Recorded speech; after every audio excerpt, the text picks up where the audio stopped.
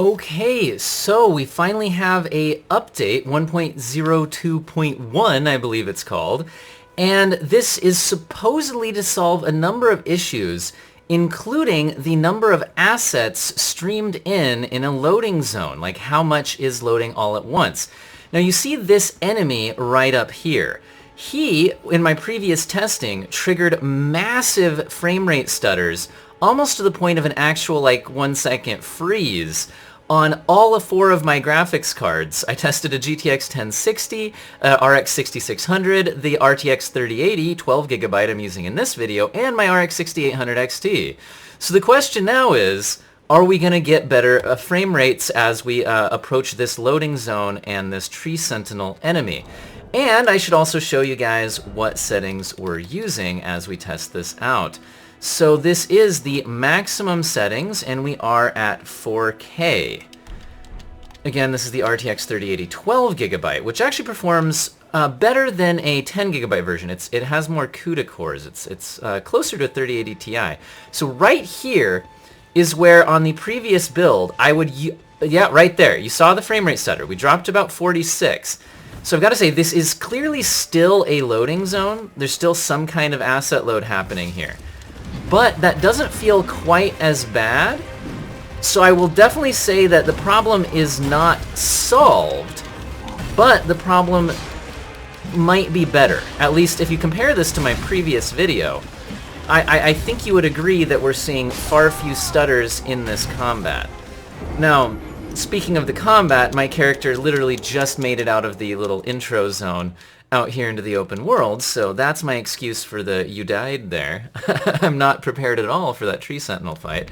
I'm assuming that I am supposed to get a better weapons armor, level up a little bit prior to actually fighting here. So I'm curious once again, if I roll through this loading zone, what that frame rate is going to be. It also looks like we're still not quite able to hold a lock 60 on the 3080. Now a small overclock would probably solve that problem, but I'm running everything at stock here. This is the Gigabyte Eagle model. Okay, really, honestly, passing through this loading zone after that respawn really feels a lot smoother than it did in my previous testing. I don't think this is just a placebo. Okay, right there. We hit that loading zone again. But honestly, I think it's just the way their engine works. I think they just have a loading zone right here, so as I pass over this boundary, there's a stutter as it loads. Again, theoretically, this patch has improved that, but it does look like we still do consistently get a frame loading spike. It doesn't feel nearly as bad as it did before.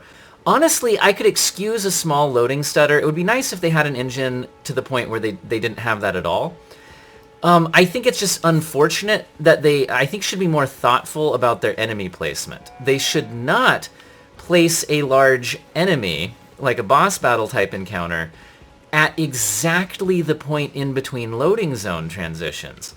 Now, I'm actually curious now if I do a little bit more extended gameplay to test out for you guys, if we see any further loading stutters as we get out into more of the open world here. Again, I'd like to see a locked 60 on the 3080 here at 4K as well. Mostly just because, honestly, well, the graphics in this game do look better than previous From Software titles, and the open world is clearly going to be more demanding than a more closed-in environment, and there's all this grass and shadows and weather effects. I'm, better-looking games, like Red Dead Redemption 2, etc., I would argue is a better-looking open world, I think are managing to perform better than this. But let's go ahead and test out a little bit of combat with some normal enemies when we're not actually in more of that loading zone boss battle type encounter. Now on a variable refresh rate, so G-Sync or FreeSync display like I'm on, honestly this still feels pretty smooth. I think lowering the grass setting would probably have a big impact on the frame rate here, but this is less of a optimized graphics settings video and more testing out the new patch and seeing if the stutters feel better. So we again, clearly saw that there were still loading stutters on that particular tree sentinel area. But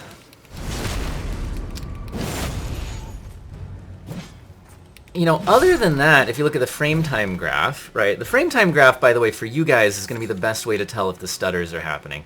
It can be hard to feel the stutter in a YouTube video, but the frame time graphs should be your best bet at keeping an eye out for what this is actually feeling like to play. So that's in the top left side of the screen. What the heck is this?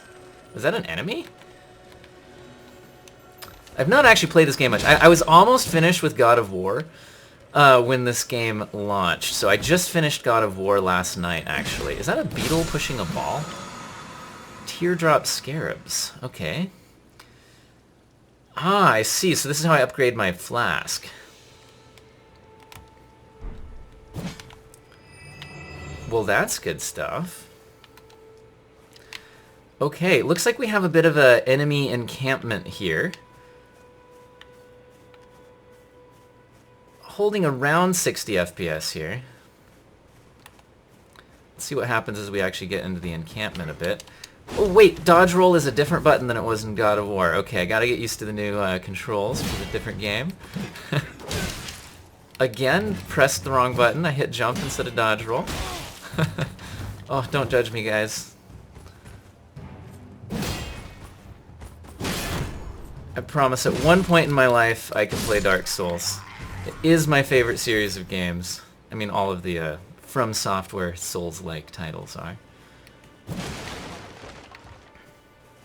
Anybody got any? Okay, praise the defeating one by one. Really?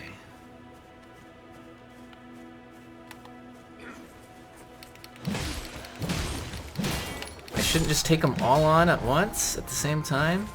You calling in your buddies? Let's get lots of characters on screen, guys. This isn't about winning. This is about testing how the stutters hold up. Ah, where's my run button? I can't run while I'm crouching. Okay, I need to use my flask. I'm trying to get a bunch of characters on screen for you guys. This is not teaching you the way to play Dark Souls, okay? Oh, I was hoping that would time out better. Okay.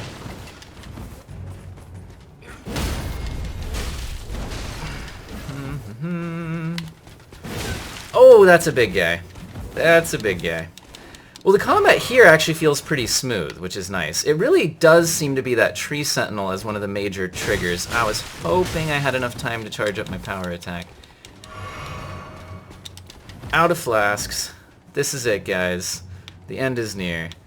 Run in and kill a weak guy, maybe.